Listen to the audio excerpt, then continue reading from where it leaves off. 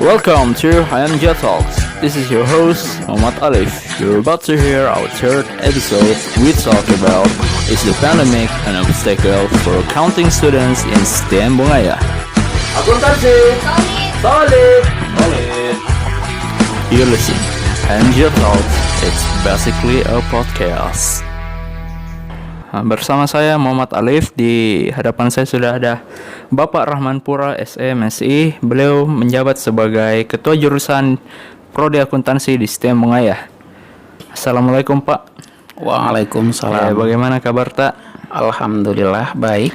Oh iya masih di ini Pak, suasana tahun baru. Ya, selamat tahun baru. Ya.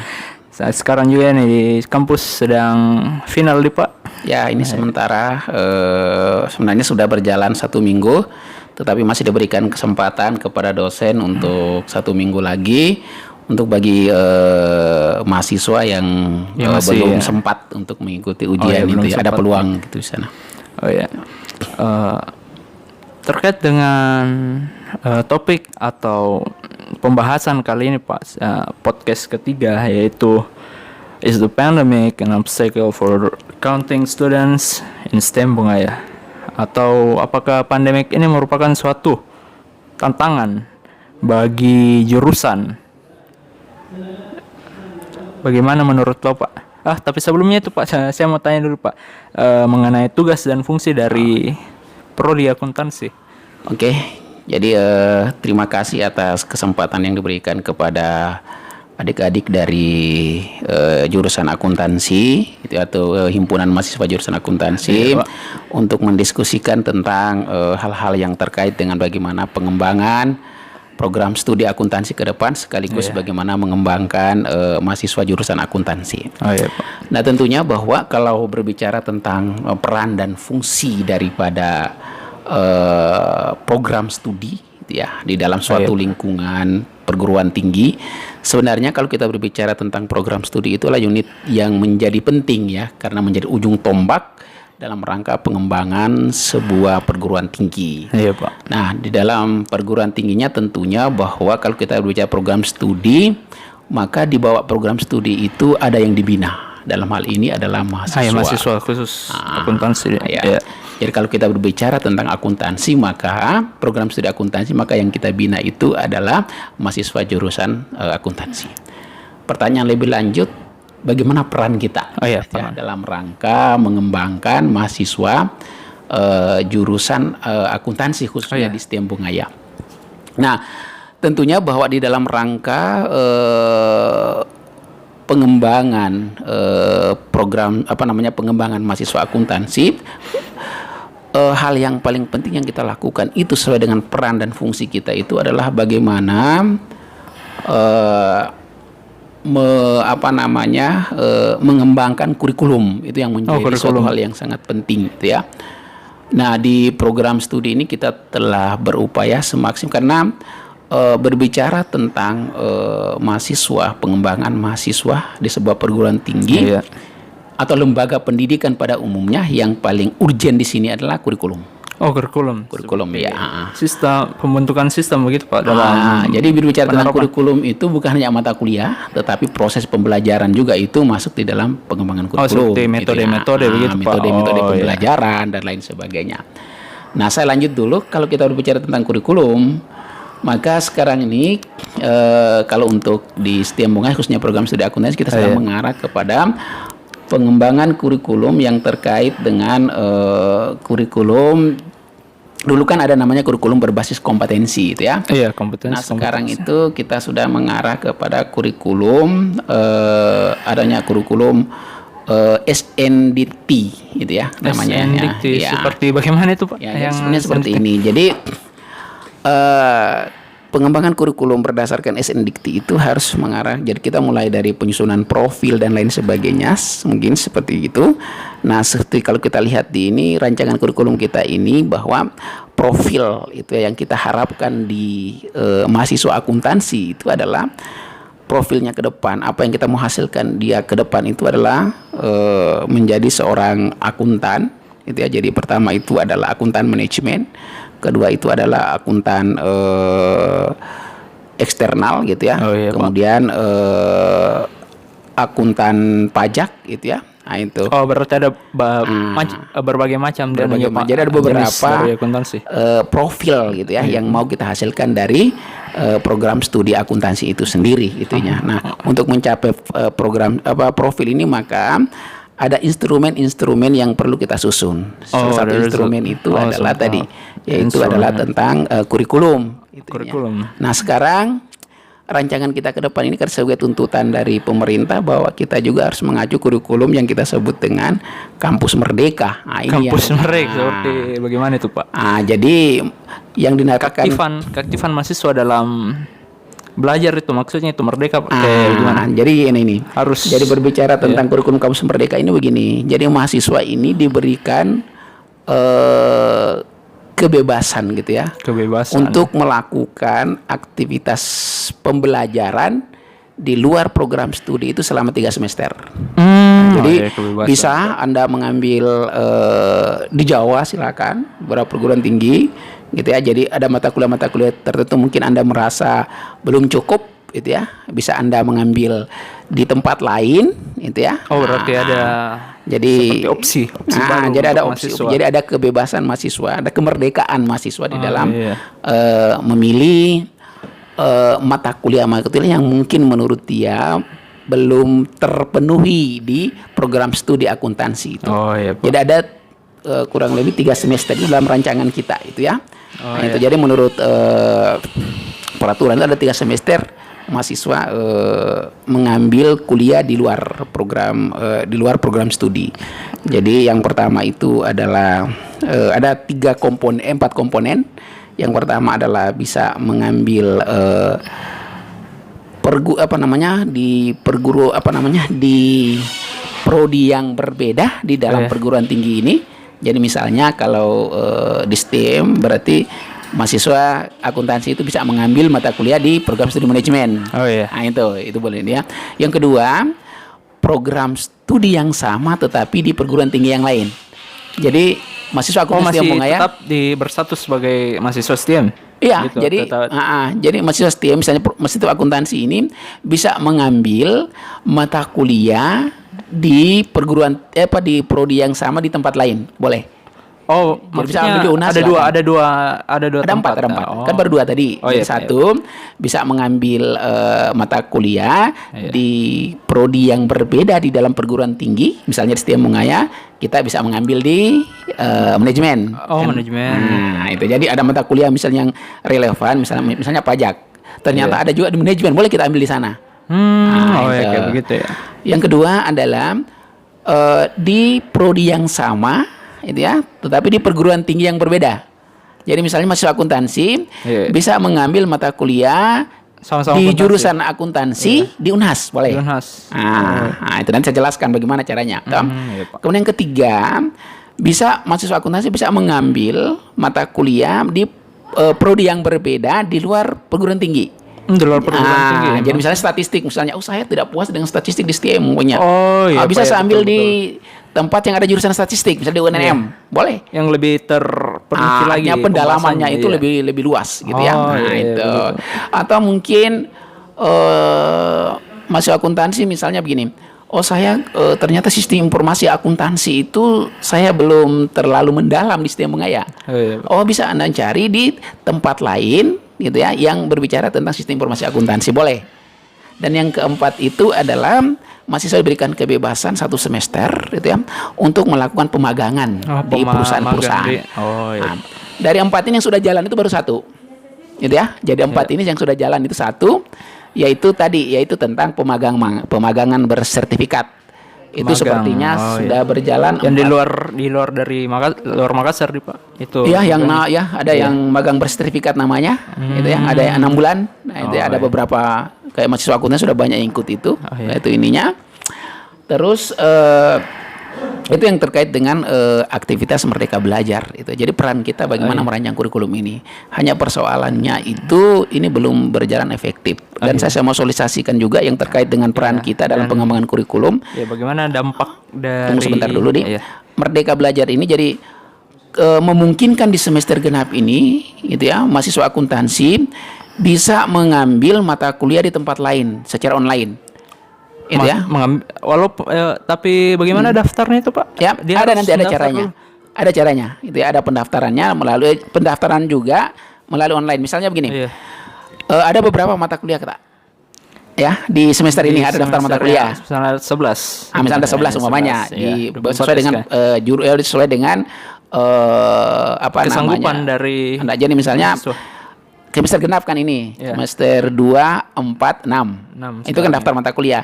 Nah, misalnya semester 6, saya mau mengambil mata kuliah ini di tempat lain. Oh ya. Dan di tempat lain itu di online itu ada daftar mata kuliah yang bersangkutan.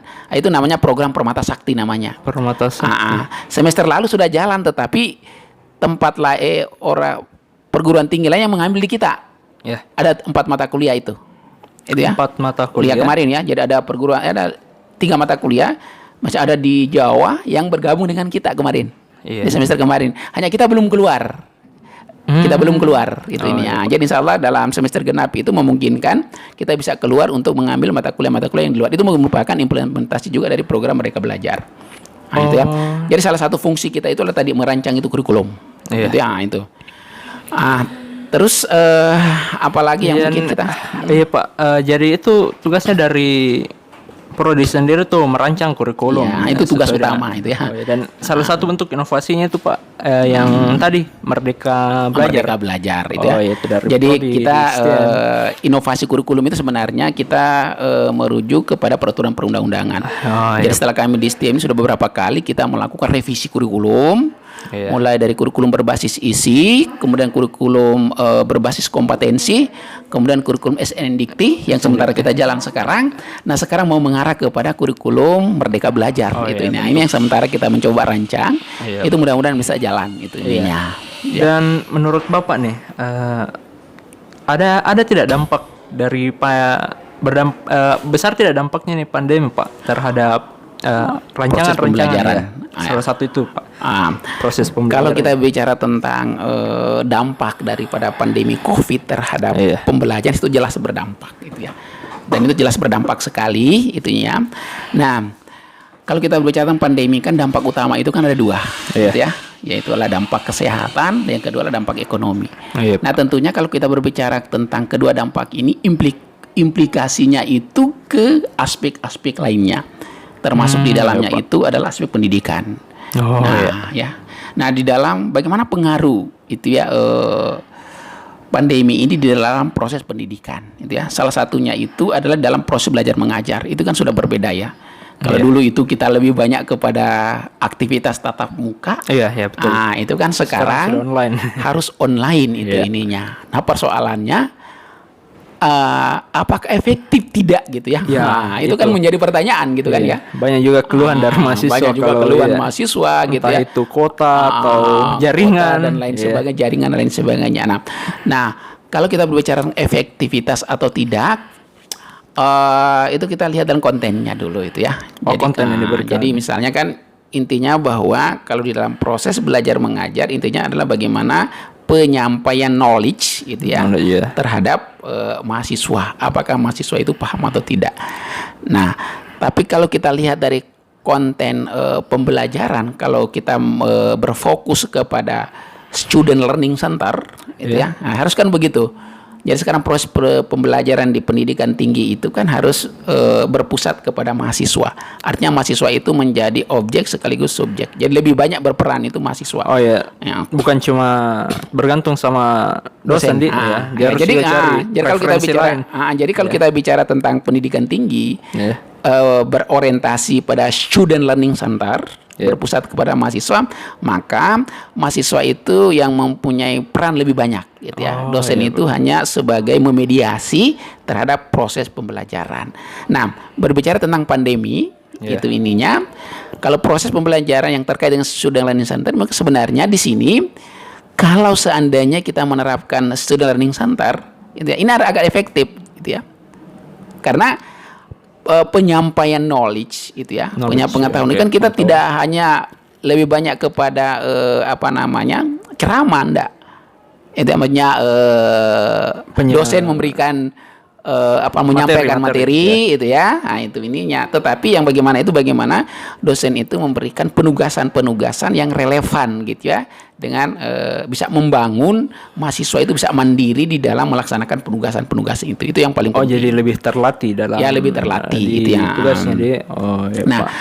Nah, kalau kita bicara tentang penyampaian materi, tentunya penyerapan terhadap apa yang disampaikan oleh dosen itu ya, itu sangat kurang itu ya. Kenapa? Karena tadi banyak faktor ya.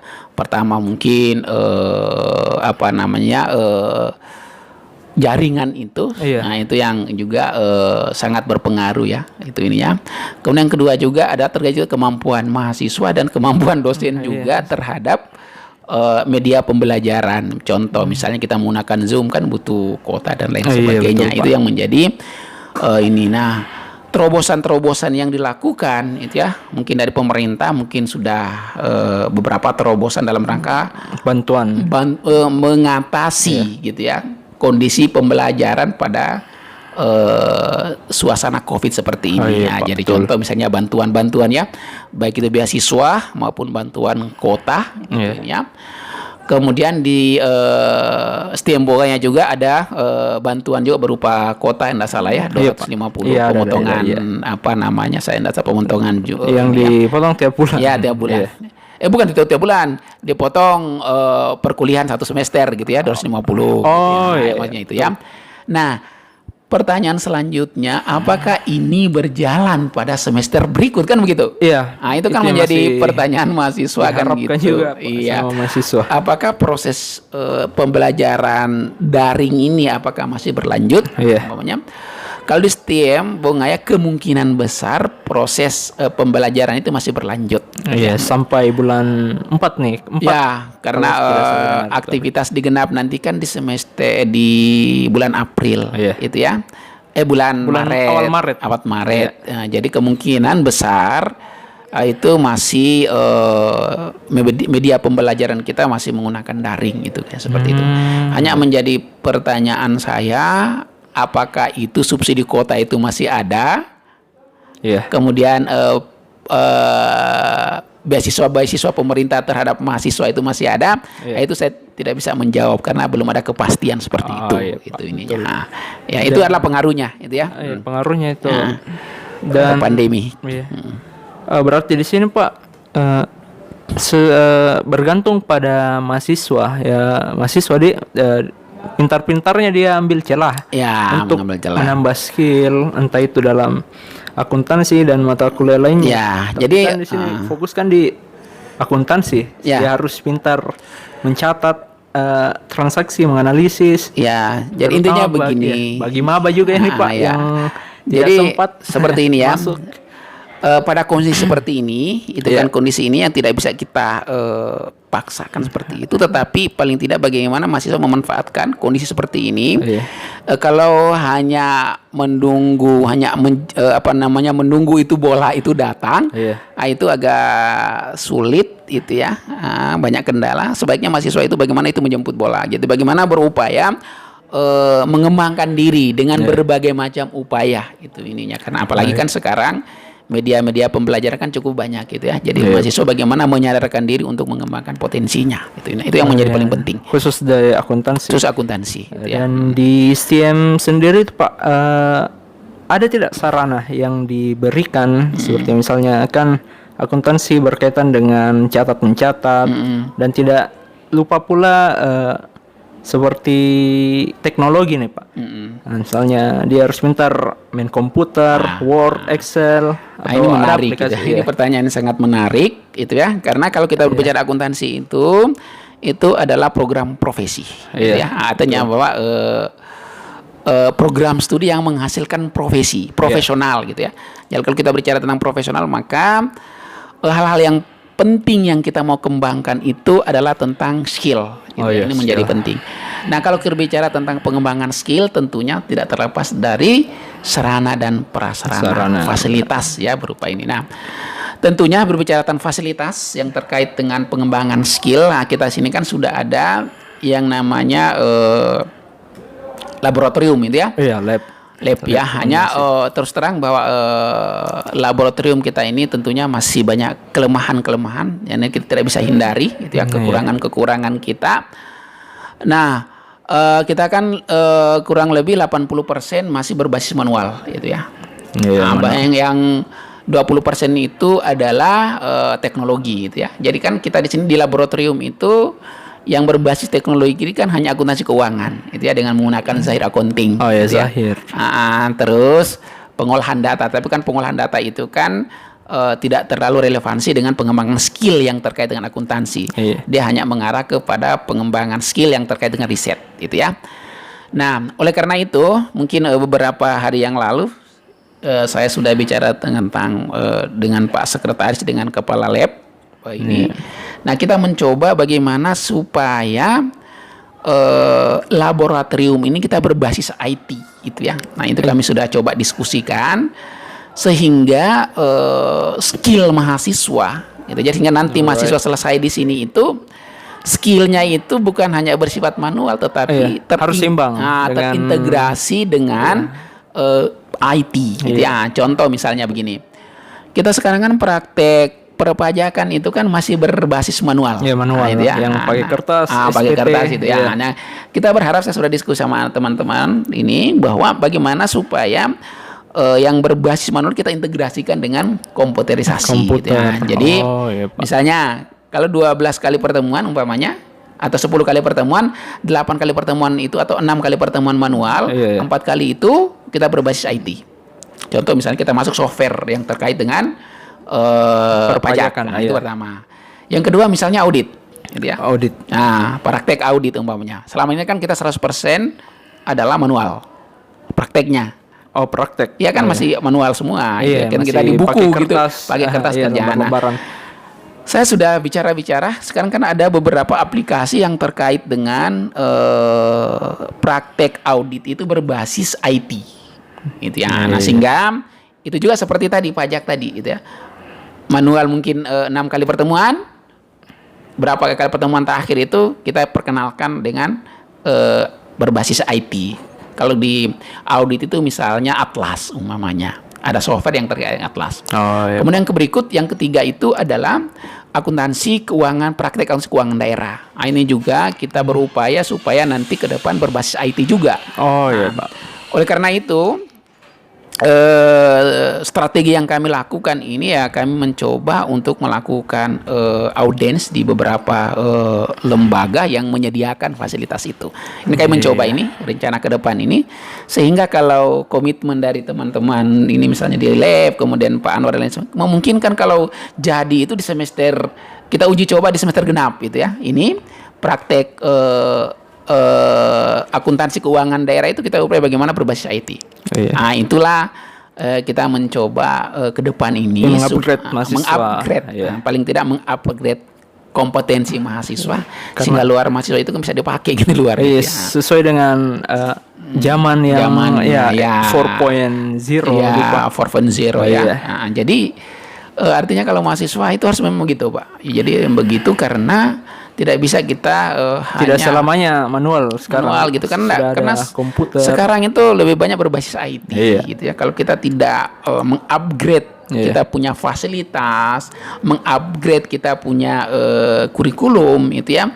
Nah, alumni kita ini tidak bisa terserap gitu ini. Jadi kita berharap ke depan seperti itu. Jadi itu sudah ada perencanaan kami. Jadi saya sudah buat rancangannya. Kemudian nanti bagaimana kami bisa ini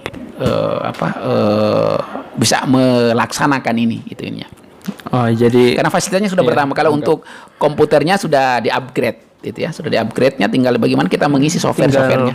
Menunggu juga bagaimana keadaan sekarang, Pak, yang masih belum leluasa untuk melakukan aktivitas. Jadi kan ini ini kan kita menyediakan fasilitas dulu, nanti implementasinya itu nanti kita menuju kondisi tenang dulu, tidak ada masalah. Yang penting kita punya fasilitasi tersedia dulu, termasuk hardware dan softwarenya, gitu. Itu yang paling penting. Jadi berarti ini, Pak, obstacle di sini dalam artian tantangan masih bisa diatasi. Ya, tantangan untuk ini ya untuk sementara yang terkait dengan ya maksudnya Iya. tantangan yang terkait dengan pandemi ini. Iya, pandemi. Ya. Mau dan kita ini kita harus hadapi gitu ya. iya. Kita tidak mungkin akan berhenti dalam kondisi seperti ini. Ya, tetap harus ada progres nih Pak. Harus ada Oh, progres. iya, betul. Itu wajib harus kita lakukan. Kalau Dan kita di sini hanya juga ya, yang progresnya bukan cuma prodi dari jurusan juga, tetapi mahasiswa juga harus mempunyai ya, progres untuk ya, itu. intinya mah Jawa ya jangan kita dengan adanya pandemi ini kita menjadi pesimis itu. Iya. Kita optimis untuk mengembangkan diri. Jadi bukan hanya kami saja mengembangkan tetapi bagaimana juga mahasiswa saja optimis untuk melakukan pengembangan Melakukan diri. pergerakan. Ya, itu yang menjadi iya. penting. Ya. Ya, dalam artian di sini harapan masih ada Pak. Masih ada. iya. Harapannya itu selalu ada. Itu ya bukan masih ada, harus selalu ada Iya. dalam rangka pengembangan itu ininya. Oh ya, kalau begitu terima kasih Pak atas waktunya. Oke. Tetap Ya. jaga kesehatan Ya, Pak. Oke, Ya. insya Allah. Gitu ya. Sehat-sehat. Terima kasih Pak. Oke, mudah-mudahan kita bisa berjalan secara efektif Oh, iya. gitu ya ke depan. Oke, saya Muhammad Alif. Saya Rahman Pura. Ya, we signing out.